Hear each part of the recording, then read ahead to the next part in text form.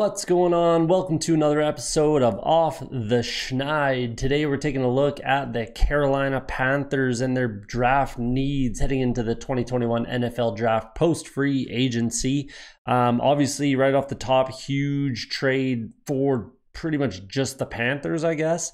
Bringing in Sam Darnold, they didn't really give up much. Second rounder next year, and a sixth next year, and a sixth this year for a guy that could very well be the quarterback of the future for you guys. He's 23 years old, 24 maybe when the season starts. And, he's got tons of experience already. It might not be like the most quality experience, I suppose, but, he's experienced and he started meaningful games in the NFL. So, give him a shot when it doesn't cost you much. I'm glad that Teddy Two Gloves got a shot last year. He definitely deserved to get a shot at being a starting quarterback in the NFL again. He deserved it. He got it. Didn't quite fare so well. Did have 2,000-yard receivers and 850 for Curtis Samuel. So, he was okay. He just wasn't the guy that, was going to put the team on his back. And, he was without Christian McCaffrey as well for, most of the season. McCaffrey played 3 games, I believe. So he was without one of his biggest weapons and best, most dangerous weapons for the majority, pretty much the whole season. So I guess you could say he didn't quite get a fair shake, but with the weapons that he had at wide receiver, they also just didn't win enough games, if I'm being honest. So, he stays with the team this year. You have Darnold and Bridgewater there. If there's any injuries or anything like that or any inconsistencies, you can move on from one to the other. But I fully expect Bridgewater to be off this team after this season. They can release him and save $21 million in cap space at a $5 million dead cap hit. So I fully expect them to move on after this season and see where they're at with Sam Darnold. You might as well. Like I said, he's meaningful games, played a lot for his age, that's for sure. So we'll see what happens with that situation there. Christian McCaffrey comes back after injury. They're absolutely going to have to add a running back. They've always had an issue since McCaffrey's been on this team. Davis came out of more or less nowhere last year to be a guy that can be that guy. He's since moved on to a division rival. And you need to add somebody who can play behind Christian McCaffrey just in case, and complimentary back. You need depth. So we'll see what they do there. Absolutely do not expect that at number 8. Probably not till 4th, 5th, 6th round sort of thing for a running back. I absolutely love that they brought in Dan Arnold, fairly cheap from what I recall as well, considering what he had stats wise too. I think that that's a fantastic pickup. I think he's one of those guys that can be different.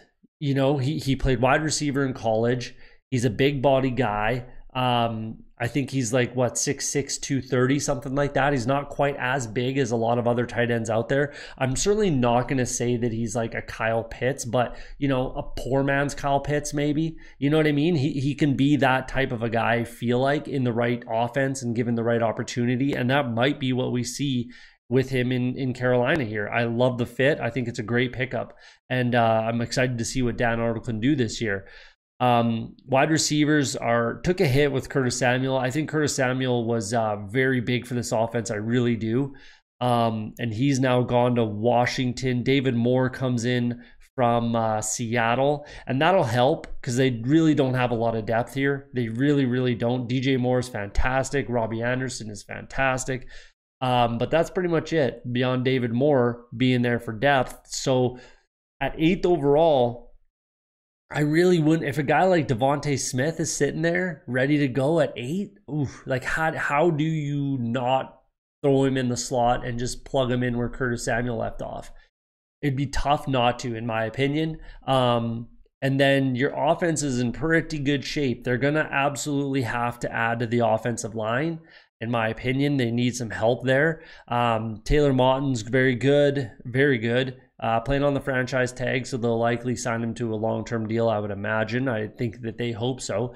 Pat Elflein comes in. He can play center, either guard spot. He can play where you need him to.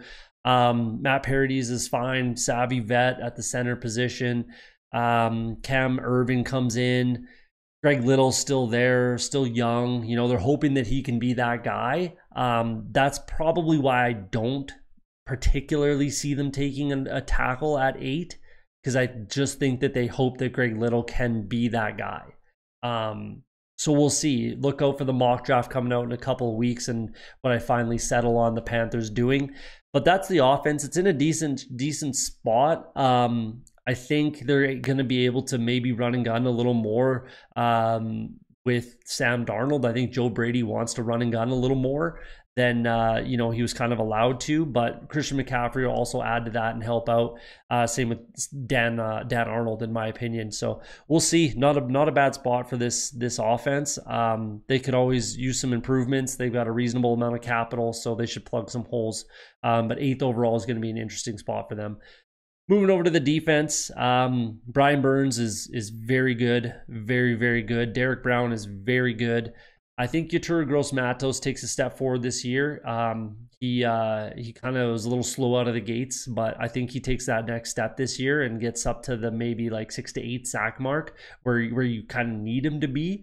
And then they bring in, you know, Temple guy Hassan Reddick, who finally got a chance to, you know, get after the quarterback, that he do what he did in college with Matt Rule, you know, just do what he did in college. And he had 12.5 sacks last year. So I think he's a little undersized for the position, but so was Marquise Haynes. He had 4 or 5 sacks last year, and they're similarly built, not huge guys, but, you know, if they're speed guys and can get after the quarterback and get the job done, then what else do you really want? You know, like if they can get the job done, like who cares what the measurables are? So, you know, backing up Brian Burns and Yetur Gross-Matos, and, you know, playing rotational as well, you got Haynes and Reddick. I think that that's fairly quality. They could always add another guy to help out. F.A. Ibarra is not on this team. He's on the Bills. He had 5.5 sacks last year. Not sure why they didn't want to bring him back. That's a little weird. Maybe, I don't know, more money with the Bills. I'm not sure what the contract looked like, but